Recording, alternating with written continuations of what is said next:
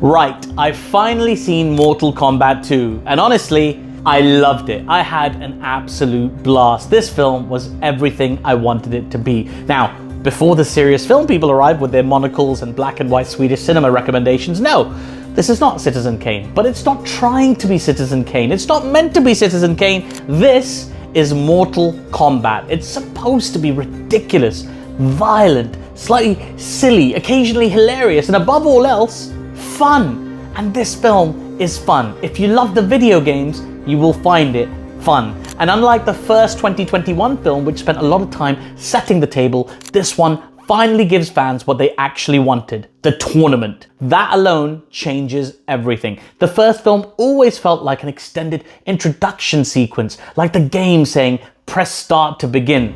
This film actually presses start, and suddenly it feels like Mortal Kombat. The structure is cleaner, the pacing is quicker, the fights come thick and fast, and most importantly, it understands what fans of the game have loved since the arcades in the 90s. This franchise was never about subtle political commentary and deep-layered social realism. It was about uppercutting someone into another dimension and then ripping out their spine. I know it sounds kind of violent when I say it, but it makes sense in the game. And this film absolutely embraces that energy. Now, one of the smartest things this sequel does is fully lean into the game presentation. There are sequences where the fights are literally framed like a 2D fighting game. Side-on camera angles, characters squaring up, brief pauses before chaos erupts. If you grew up with a Super Nintendo controller in your hands, or a Mega Drive controller if you were on that side of the console wars, there are moments in this film that genuinely trigger nostalgia. You don't just watch the fights. You remember input combinations. You remember button mashing. You remember trying to work out fatalities from rumors in the playground before the internet existed.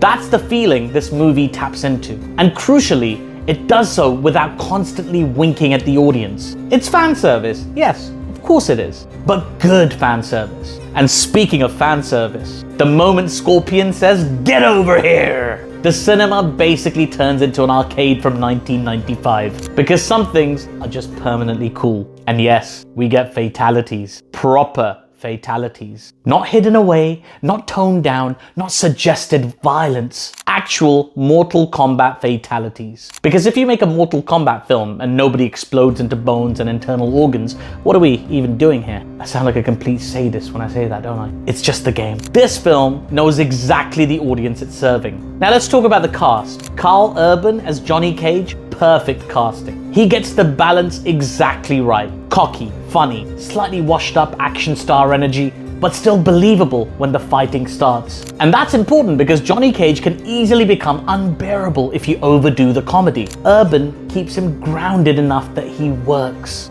And you can tell they're setting him up for an even bigger role moving forward. I actually hope a potential third film gives him even more emotional depth because there's loads there to work with. But for me, the character who nearly steals the entire film is Baraka. Played by CJ Bloomfield, every scene with Baraka just works. The design is fantastic, the movement is brutal, and somehow they make this horrifying Tarkatan mutant weirdly charismatic. That's difficult to pull off. That's difficult to say. Baraka has always been one of those classic Mortal Kombat characters that fans love, but Hollywood adaptations often struggle to make work. Not here. He looks like he walked straight out of the game. And speaking of accuracy, Martin Ford as Shao Kahn is terrifyingly accurate, like genuinely intimidating. Huge, monstrous, overpowered, exactly how Shao Kahn should feel. And the story involving Princess Kitana, played by Adeline Rudolph, is probably the strongest emotional thread in the movie. Because Mortal Kombat stories are often gloriously insane, but underneath all the violence and screaming and magic portals, there's actually decent tragedy buried in there sometimes. Kitana trying to navigate loyalty, revenge, and outworld politics gives the film more emotional weight than people might expect. Not loads, but enough. And then there's the visuals. This film looks considerably bigger than the first one. The arenas are a lot more memorable. The lighting is stronger. The fights are staged better. And importantly, they finally understand that Mortal Kombat should feel colorful. The games were never shy visually. The older films sometimes look like people fighting in abandoned warehouses. This actually feels like Mortal Kombat. Dark fantasy, neon energy, gore everywhere. Exactly as it should be. Now yes, the film absolutely has flaws. Some of the dialogue is clunky, certain characters don't get enough to do, the plot occasionally exists purely to move people from one fight to another, but honestly, that's completely fine. If you're a fan of the games, you won't mind at all. Because I don't watch Mortal Kombat expecting 12 angry men. I watch Mortal Kombat because I want to hear, "Finish him!" and see someone launch through 6 walls. I'm not coming off well in this video. The film understands the assignment. And can we quickly appreciate the fact that we got another Scorpion versus Sub-Zero sequence without it feeling repetitive? That's impressive, because Hiroyuki Sanada continues to be a brilliant Scorpion. And Joe Taslim returning as Bihan, now transformed into Noob Saibot, is a fantastic deep cut payoff for fans. And yes, for anyone who doesn't know, Noob Saibot is literally Boone and Tobias backwards, as in Ed Boon and John Tobias, the original co-creators of Mortal Kombat.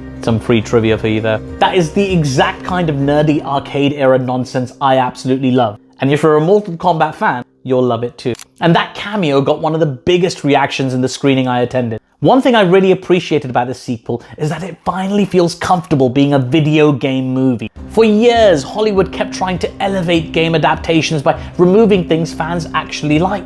This film does the opposite. It embraces the tournament, the catchphrases, the fatalities, the ridiculous mythology, the arcade energy. And because of that, it works. Not perfectly, not flawlessly, but successfully. And honestly, I think people around my age will enjoy this film the most, because it taps directly into that generation who spent the 90s in arcades, video game shops, school playgrounds, and bedrooms arguing about who the best Mortal Kombat character was. Sub-Zero, Scorpion, Liu Kang, Johnny Cage, Kitana, Baraka. This film understands those memories, and you can feel it. So overall, Mortal Kombat 2 is exactly what it needed to be. Bigger than the first film, faster than the first film, more fun than the first film, and much closer to the spirit of the games. No, it's not high art, but it was never supposed to be. It's Mortal Kombat. And for fans of Mortal Kombat, this honestly feels pretty close to a flawless victory. What did you think? Let me know in the comments below what you thought of Mortal Kombat 2. Who's your favorite Mortal Kombat character? Let me know. If you enjoyed this video, remember to give me a like, subscribe to my channel for more content just like this, and I will see you soon.